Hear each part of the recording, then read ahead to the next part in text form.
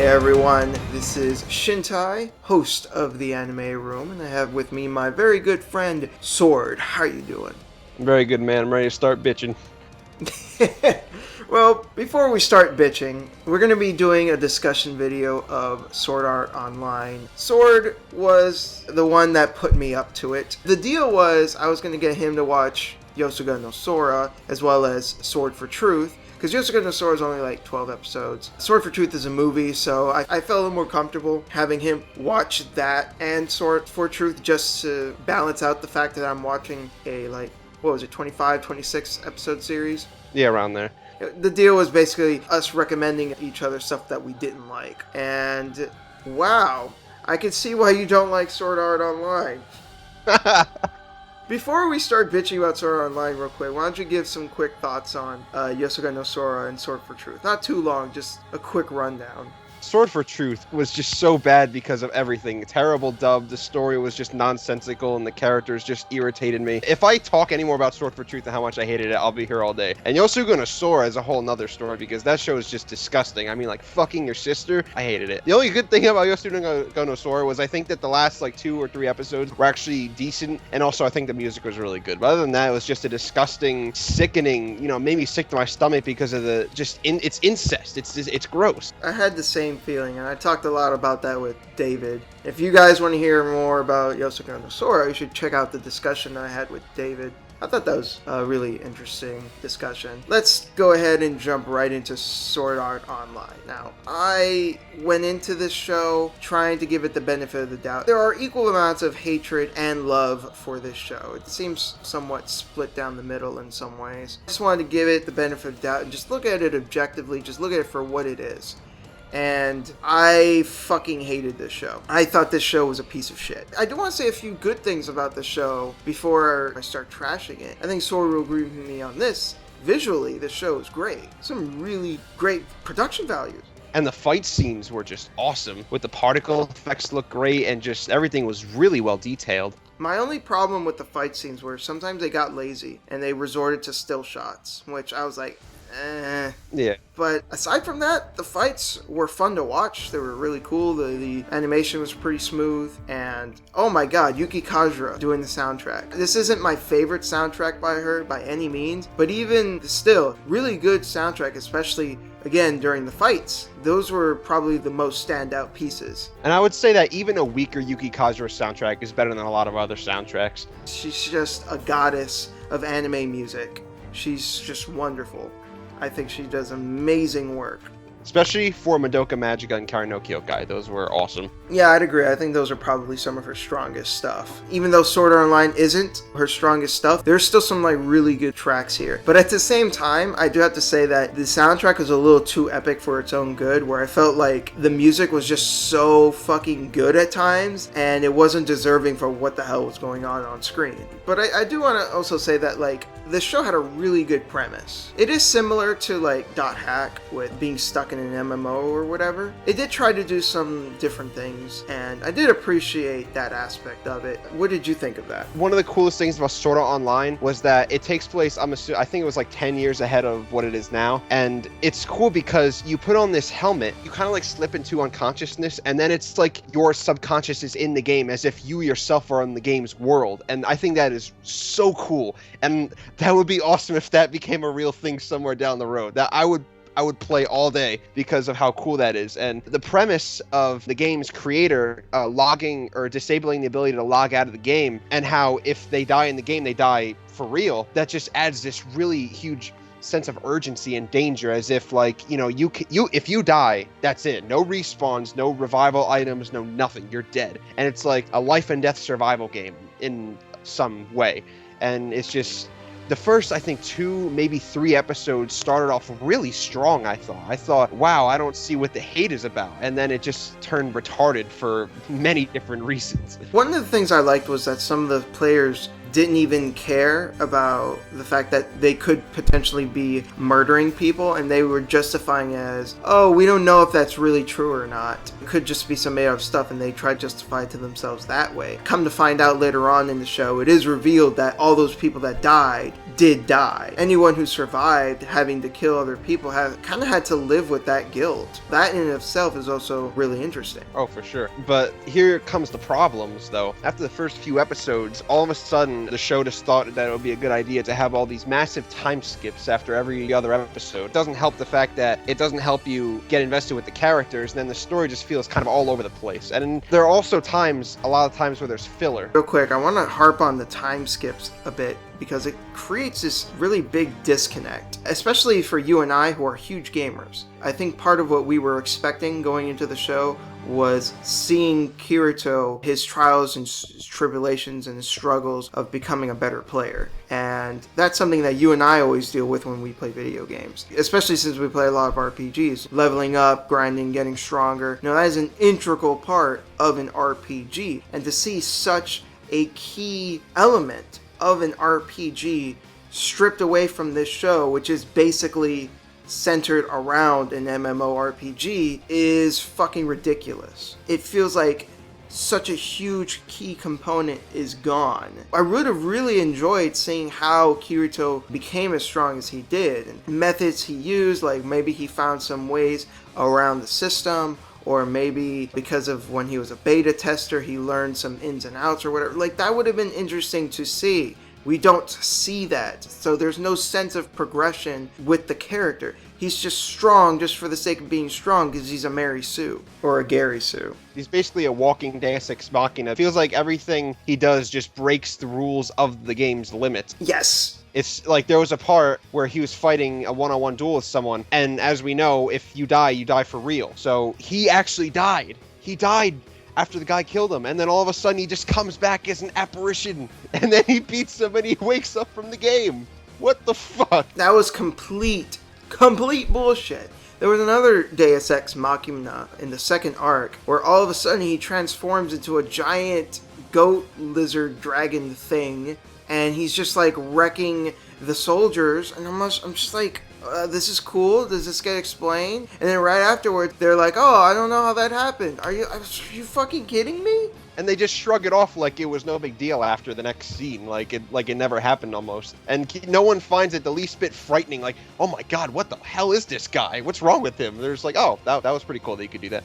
And there was later on in the second arc of the show, because in the first arc, Kirito gets the ability to dual wield. And at first I was calling bullshit because it wasn't explained. Eventually it did get explained, where I think his name is Akihiko, the guy that created the game or whatever. He said that only people with a certain reaction time can unlock that ability. So I was like, I guess it doesn't really make sense, because why didn't anyone else in the game get this ability? Kirito is just some snot-nosed kid in high school. There are people playing this game who are probably police officers or karate masters or whatever, people who are much more capable and have much better reaction times, and yet he magically is the only one to get this ability. Whatever. But at least it was kind of an explanation, I suppose. The thing is, when it switched over to the new game, Alfheim, which is a completely different game, he somehow, even though the show explicitly fucking shows that in the beginning he cannot use this skill. It's a skill that's locked out to him because it's a different game. He is able to do it later on anyways, for no fucking reason. It's ridiculous. It makes no fucking sense. That ties in with another thing that doesn't make any fucking sense. So, the new game, Alfheim, in the second arc, the fairies and whatnot, is built around a completely different system. It's built around a skill system. There is no leveling up. You can only upgrade your skills. So how in the fuck does Kirito have all of his stats and abilities from Sword Art and transfer it over to Alfheim if it's a completely different fucking game? They try to excuse it as like, oh, it's the same engine and it's the same graphics. That doesn't fucking matter if it uses different mechanics. That's like, oh, I can carry over my data from Final Fantasy 7 to 8 because Square Enix made it. Yeah, oh, they're both Final Fantasy games, right? It's the same thing. No, it doesn't fucking work that way. It's so dumb. And another problem with the second arc, like we established earlier, was that if you die in SAO, you die for real. But if you die in Alfheim, it's just like you respawn. So all the sense of danger is completely gone. There's no more like, oh, if Kirito dies, that's it. But no, he'll just respawn to whatever the hub city is. It feels like there's no sense of danger anymore. Every time they get attacked by a bunch of PKs, for example, you think, oh, they can die. It's no big deal. Agreed. It doesn't really matter. It takes away so much of the impact of certain scenes in the show, in that half of the show. There was like this moment, this epic moment where Kirito's trying to go through the Tree of Life or whatever, and there was like a whole bunch of soldiers, and they were all attacking him, and Kirito basically died. Leafa comes in, saves him, and gives him a resurrection potion. As if that really fucking mattered. Whoop-de-fucking-do. Who cares? Even if she wasn't there to do that, he could have just said, all right, let's try again. Like, Kirito himself even said at the beginning of the arc, a game that you can actually die in, it shouldn't be too hard. And he's fucking right. He doesn't have to worry about actually dying this time. So, where's the tension? Another thing, too, is that, in my opinion, both halves of the show felt like completely different shows to me with their own set of characters, their own set of goals, and it felt like I was watching something completely different from the first half. It was like I was watching another show, except it just had Kirito and Asuna in it. Yeah, it's to my understanding that the first half of the show was adapted from the light novels, but the second half of the show was created by A1 Pictures themselves, the studio, and that's why there's that disconnect. Yeah, which is retarded. Yeah, it's not great. There were no justifying that. The show has a bunch of plot holes and inconsistencies as well, and a bunch of contrivances too. I thought it was so fucking contrived in the second arc, where Kirito manages to befriend his own sister without either of them knowing it in the game. The chances of that are fucking astronomical. Chances of that happening are so fucking low. Like, it's so ridiculous. It's not like this small world. It's a massively multiplayer online role-playing game. Sukuha or Leafa, whatever the fuck you want to call it, she could have been anywhere in that entire MMO, and she just so happened to be there when Kirito logged into the game. I will say, though, that actually does lead into a very interesting friction in their relationship later on. At some point, the two of them do figure out that they have just been playing with each other the entire time. And Suguha, to those who haven't watched the show, she harbors romantic feelings for Kirito, who technically isn't her brother. They're actually technically cousins, but they grew up as if they were brother and sister. It's still incest anyway. No, I'm not trying to justify it, but she harbors some romantic feelings for Kirito, and she thought that she had finally found someone else to fall in love with. Come to find out, no, she hasn't, which was kind of funny, but a little sad in a way. But the scene where he logged out and went to a room, and when they had that conversation, I thought it was actually a really genuine scene. I thought to myself, wow, this is actually pretty compelling for that small moment. Hey man, even a broken clock is right twice a day. And yeah, I agree. That was actually genuinely a really good scene. It was actually really good. Until it was ruined a little bit afterwards, where they had a little duel in the game and they just apologized and swept it under the rug. And I was just like, really? That's really lame. What a wasted opportunity. They could have done so much more with that. There could have been a sort of begrudging, look, we need to save. We forgot to explain that. Oh god, there's just so much shit. They're trying to save someone, so they could have had this thing where they're like, okay, well, we have this issue that we have to deal with right now, so we'll deal with this other thing later. That could have been interesting, but instead they just made up right then and there. Whatever. It didn't feel like there was enough conflict when that reveal happened. The resolution for that was way too quick. It didn't feel natural at all. And speaking of saving someone, this is going back a little bit, but the first arc, the main heroine is Asuna, who I thought at the beginning was actually really a badass. She was like this very strong, independent woman who didn't need anyone. She was just this honorable young girl, and I just thought she was so cool, and she had this awesome potential to be like a really interesting character. But there's two problems with her. First of all, I felt that when Kirito and her got together at some point in the first half, it portrayed her as like a weaker person.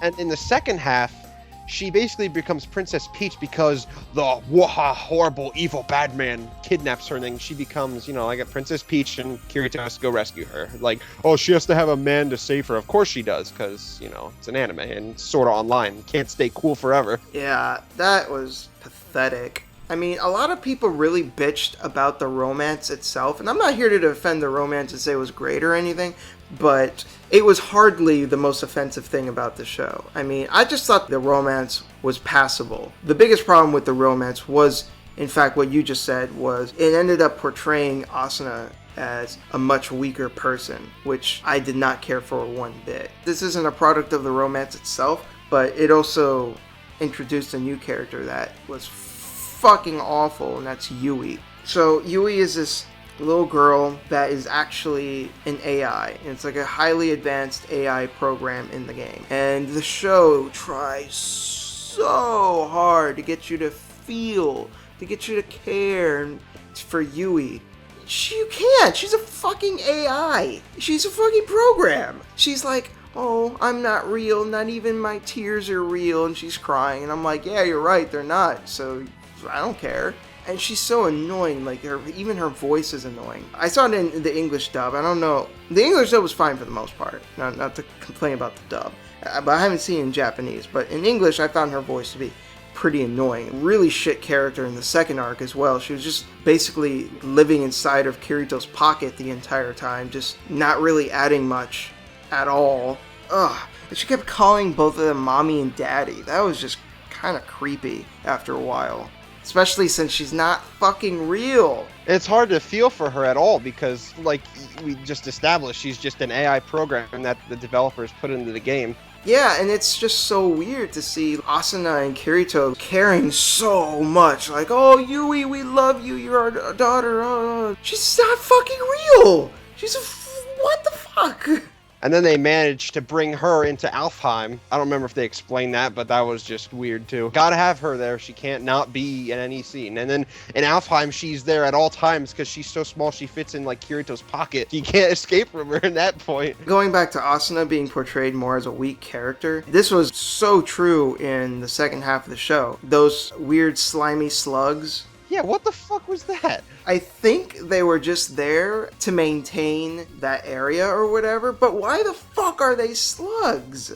They could have been something at least cool or anything, but I'm pretty sure they had a bunch of names in a hat and just decided, oh, I guess we're gonna go with slugs. Or, I don't know, or maybe they were taking an acid trip. I don't know. It was just retarded and random. The reason I think they did it is I think they specifically created that just so they can have their weird tentacles wrap around Asuna, and that would entice all the doujin artists to come up with weird, creepy stuff. That's certainly a possibility. That sounds accurate. I literally can't think of any other reason, because that's exactly what they do. One of them is basically just holding Asuna up in the air, and it's just wiggling its tentacles around her body and trying to do sexually suggestive stuff with her. It's kind of creepy. And at the very end, with the big bad of the second half, which was a different villain from the first half. Throughout that arc, he had been trying to do sexual things with Asuna, and he didn't quite go far enough. But at the end of the arc, he basically just gave in. He's just like, ah, fuck it. He like ripped her shirt off and was telling Kirito that he was gonna rape her and stuff. And I'm like, are you fucking serious? First of all, that's not even her real body. That's like her virtual body. Is there really any reason to get like that mad about it? And the whole sex thing is like a whole other can of worms. Hold a giant plot hole, because why would they program sex into the game anyway? No one would play the game. That is the dumbest thing to do. You're gonna program actual sex in your fucking video game. Are you nuts? And expect people to play the game and grind? Yeah, they are gonna grind. They're gonna be like, the game testers are like, all right, let's watch and see how everybody's. Oh, okay, why is everybody level 1? What are they? Oh, we shouldn't have done that. The game would just be massive orgies. I can't believe that they actually program sex in the game. Like, that makes no fucking sense. I'd play that game. Like, again, like, nobody would actually be playing the game. Everyone would just be cybering. It's so nonsensical. And the funny part is that's like one of the least offensive plot holes in the show. Let's get off the second arc, because we've been bashing it a lot. The first arc is not going to be exempt from our ire. I remember there was this one part in the first arc that I thought was so fucking stupid, where Kirito lost to the guild leader, the guild that Asuna is a part of, and he was forced to join the guild. He was going to do a test, which that doesn't make any fucking sense. Why are you going to test his strength when clearly he is strong enough to be a part of your fucking guild when he was going toe-to-toe with your guild leader and almost won? The whole point of the test is completely null and void. And then he's going with a guy that he had fought with earlier that was like Asuna's bodyguard, and this guy clearly holds some contempt towards Kirito. And there was another guy who looked like Ryder from Fate Zero, and I was like, this guy looks awesome. He's like the Diet Coke version of Ryder, and he was actually pretty cool, and I liked him. And then the other guy fucking kills him. Fuck you! Killed a potentially interesting character, especially if he looks like Ryder from Fate Zero, who's already fucking awesome. He fucking kills him, and the whole reason the whole concept of his plan was like the fucking dumbest shit. It's like, oh, I'm gonna kill you, and then I'm gonna tell them that a bunch of bandits did it, and then I will take all the credit. I'm like, are you out of your fucking mind? Do you really think they're gonna believe you that a bunch of bandits killed Kirito? What? And it's Kirito, he can't die. Like, they just saw him, like, go toe-to-toe with the guild leader. You fucking mental.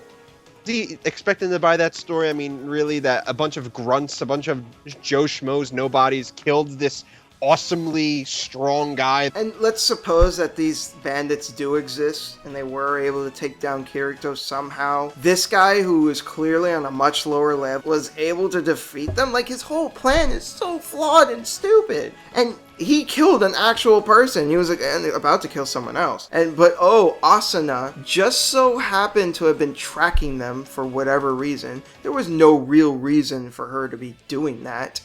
Other than just for convenience. Yes, it was just so she could simply just conveniently come in and save Kirito because she noticed that the other dude's marker was gone. She comes in to save the day. Kirito is paralyzed, by the way, during this. And this fucking bullshit where Asuna is she beat the guy up, and the guy's like, oh, please don't kill me. And, understandably, she doesn't want to actually kill the guy. He then takes advantage of her hesitation, was going to kill her, and then Kirito goes in and saves her. Wait, wasn't he paralyzed? I mean, I don't know if that just wears off after a while, but I don't know. They should have at least had something of Kirito saying, yes, it wore off, or something. Nothing. But then he just gets up and saves her. He wasn't paralyzed at all. Like, he just said, oh, let's wait it out for a bit, see what happens. And the worst thing is, Kirito then kills the guy. Understandably, the guy is trying to kill them. I don't blame Kirito for doing that. Then it's the part that follows that just made me facepalm so hard, where after he dies, they're just like, oh, now would be an appropriate time to kiss. Yes, because apparently literally murdering someone is very romantic. What's even worse is that later on in the same day, Kirito was saying like, oh, I actually haven't spent the night at your house. Asuna took that as, oh, he wants to have sex. And then later that night, he was like, oh no, you got it wrong. I just meant we should just go to sleep. You just killed the guy. You just fucking killed someone. What's wrong with you? Oh, I know it'll keep my mind off it, having sex. That's what'll keep my mind off it, from the trauma. And of course, Asuna does typical tsundere bullshit. Oh, you dummy, and punches him like, ugh. It's funny because she didn't actually really start off as a tsundere, really. She started off, like I said earlier, as like a badass, and then all of a sudden, oh, I'm a not as good version of Rin Tosaka. Hey man, Rin Tosaka is a tsundere of the highest pedigree. Do not even begin to compare. Compared to Rin, Asuna is shit tier in comparison. I love tsunderes. I don't know, I have a weird thing about that. I really like that kind of character, but Asuna was just blech. Even by herself, she's not a really good tsundere, and you don't compare her to Rin. Again, she did start off pretty cool, and it's not as if I hated her after the fact, but she was especially annoying in the second act, where she really was just Princess fucking Peach. And then she even says it herself, oh, you just wait and see, Kirito will save me. I'm like, why did they just devolved her from someone that was cool to someone that was just lame and not interesting anymore? I was just like, all right, I want to get out of this screen and just moving on from this. The Asuna that we were introduced to wouldn't have said something like that. She seems so dependent on Kirito. It just seems like cheapening what was originally going to be such a much more interesting character. To the second half's credit, even though I do think it's in general significantly weaker than the first half, I gotta give credit where it's due is that there are no huge time skips in the second half. Gotta give it credit where it's due. I will give it credit for that as well, but it was still bullshit that Kirito just started off completely OP. Oh yeah, for sure. I mean, it's basically the same effect as the first season, where with all the time skips, he just really quickly just got really strong. And they just cut out that middleman, just like, fuck it, he's just strong the whole time. The way that the first season handled it is technically worse, but neither is good. They're both not good for their own reasons, I'd say. Now, going back to the first arc, I was so angry at this. I thought it was complete bullshit, complete nonsense. The first arc ends. And the dude that orchestrated everything, Kirito comes face to face with him and he asks him, "Why did you do this?"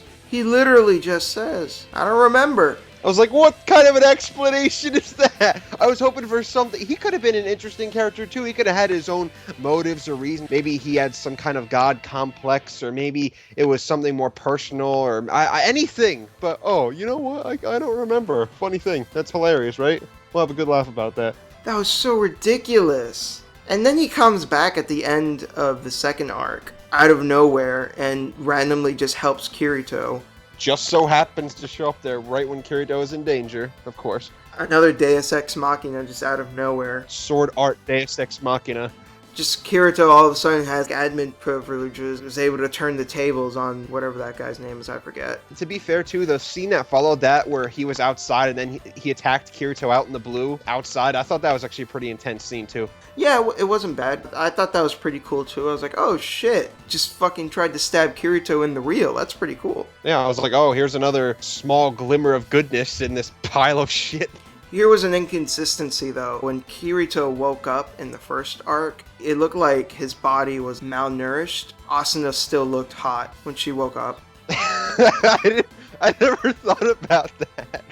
For Kirito, it was actually pretty cool because, you know, he's been asleep for, 2 years, and then he took off his helmet. His hair was super long because he hasn't been groomed in any sort of way. I like the attention to detail for that little part. That was good. I will agree with that. That was a nice attention to detail. Talking about the first arc again, I want to talk a little bit about the characters themselves, and this also has to do with the time skips, was that there will be on more than one occasion a huge dramatic death scene, like as if I'm supposed to like cry or something, and then Kirito will explain in this big monologue as to why this person's death was so tragic. There was even a part where he explains word for word the character development of a character. He said something along the lines of, "Oh, you used to be so cowardly and weak, and then you became so strong." Like, am I supposed to care about that at all? I'm not getting the feels right now. It makes me feel like the writer said, "Feel something." Like, nope, not doing it for me. One character I wish we saw more of, he was in the first arc, he was the blacksmith, and then the second arc, he was the bartender. I thought he was a cool character, and I would have liked to learn more about him. And I also kind of liked Klein. I would have liked to see more of him. He was kind of cool, I guess. He was decent. And I thought the voice actor that picked him was pretty good too. The dub in general, I thought was pretty good too. I thought the dub was solid. Bryce Papenbrook as Kirito did a really good job. Who did Asuna? I looked it up one time and I didn't recognize her voice, but whoever she did a really good job with her too. I didn't mind her voice. I thought she did a good job. Overall, I thought the dub was pretty solid. I didn't really have any complaints about it. I think I've seen the first couple episodes in Japanese, but either way, I wouldn't be able to judge it properly. Overall, Sword Art Online is just, in my opinion, the definition of just wasted potential, because there was so many good ideas. And I think what would have worked better is if they took out Alfheim Online away completely and took all 25 or whatever it is episodes and dedicated that to the SAO arc. Everything would have been much more fleshed out by comparison. There may have been a time skip or two, but at least we would have seen the progression of Kirito leveling up, a more believable relationship with Asuna. It would have worked out so much more, and those feels moment they wanted from us when those character death scenes happened, because it's like Kirito, it's almost seemed like he joined these guilds while these time skips were happening, and I just couldn't get on board with these emotional parts that they were trying to get me to feel. But overall, like I said, just the show was just a huge disappointment, and it started off so well, and it saddened me to see it go downhill so fast. Just very disappointing. I have to concur. I mean, Sword Art Online is basically what you said, wasted potential. There was a lot that could have been done here, and it had the production values to back it up. And unfortunately, it was squandered. Based on what I've heard, and I haven't read it myself, and I still don't plan to, but I did hear that there was plenty of content from the light novels that was cut out in the anime adaptation. And you know, maybe if they would have implemented some of that content, we would have had a better show. I don't know. I haven't read it. I can't say for sure. But it could possibly be that screwing around with some of the source material may have been the show's downfall, especially considering the fact that half the show, again, based on what I understand, is not from the light novels. So I think A1 Pictures just screwing around so much with the source material is probably a big reason why the show turned out the way it did. Or maybe the light novel sucked too. I don't know. Maybe if it was given to another animation studio. Who do you think could have handled it better? Ufotable. Who else? Ufotable is awesome. Yeah, Sword Art Online could have been like the best anime if Ufotable did it. Maybe. Ufotable's pretty much godlike, but They're awesome. anyways, I think that's pretty much it. We've bitched about this show long enough, and I'm sure all the Sword Art Online fans all hate us and want our heads at the stake. Hopefully you can at least see where we're coming from.